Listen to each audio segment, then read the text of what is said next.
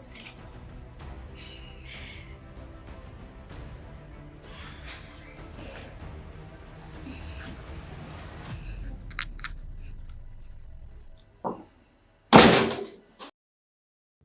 ሰላም ቤተሰብ እንዴት ናችሁ? እኔ ያለው ደህና ነኝ። ዛሬ እንግዲህ መግቢያ ላይ እንዳያችሁት ማለት ነው ትሁት ድራማ በጣም ብዙ ቁም ነገር አዘል የሆነ ድራማ ነው። እንግዲህ መግቢያ ላይ ቀንጨብ አድርጌ አስገብቼላችኋለሁ ማለት ነው።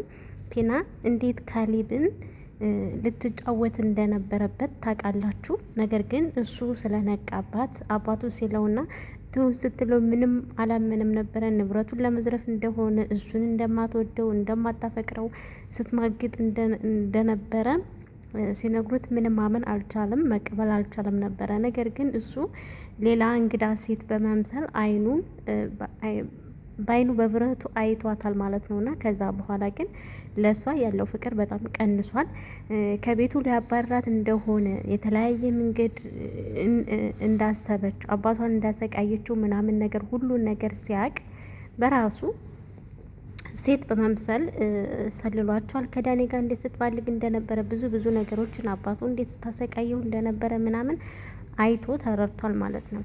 እንግዲህ ከቤት ያ ሁሉ ነገር አድርሶባት ከቤት ሊያባራት እንደሆነ ሊፈታት እንደሆነ ስላወቀች ትናንትና እንግዲህ ከቤት እንድትወጣለት እና የራት ግብዣ በ400,000 ብር ተስማምተው ነበረ ማለት ነው። እና በሱ ፕሮግራም እንግዲህ አብረው ሲበሉ ሲጠጡ የሆነ መርዝ አድርጋበታለች። አብረው አደሩ ማለት ነው።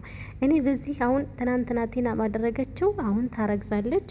ከዛ በኋላ ሚስቱ ነች መጠየቅ ትችላለች ማለት ነው። የልጅ አባት ልታረገው ስለሆነ እሷ ባዶ እጇን መውጣት በምንም ምክንያት ከዛ ቤት መውጣት አትፈልግም። ከጸባይዋ ሁሉ ጥሩ መሆን ጀምራለች። ትሁት ጋር ራሱ በጣም በስነ ምግባር ነው እያወራቻት ያለችው። ጸባይዋ በጣም ተረጋግታለች። እና እንዴት ልታጠምደው እንደሆነ አስቡት። ካሌብ እንግዲህ ትናንትና እሷ ጋር በማደሩ በጣም ነው የተበሳጨው። ጠጥቶ እንደነበረ የሆነ ነገር ሆኖ እንደነበረ ተንኮል እንዳሰበችበት አውቋል ማለት ነው። እና አሁን እንግዲህ ነገር አርግዣለሁ ብላ ትመጣለች። እኔ ምን እንደሚፈጠር ምን እንደሚሆን የዚህን ድራማ እየቆራረጥኩኝ ይዤላችሁ እመጣለሁ። አዲስ የሆናችሁ ዩቲዩብን ሰብስክራይብ አድርጉልኝ። አሪፍ ነገሮችን ይዤላችሁ እመጣለሁ። ነባሮች ደግሞ ላይክ አድርጉ፣ ሼር አድርጉ። በእግዚአብሔር ለኔ አስፈላጊ ስለሆነ ነው። ቻናሌ እየሰራሁበት ስላልነበረ አሁን በጣም ወርዶብኛል። ለሰዎች እየደረሰልኝ አይደለም። ሼር አድርጉልኝ። በቀጣይ እንገናኝ። ቻው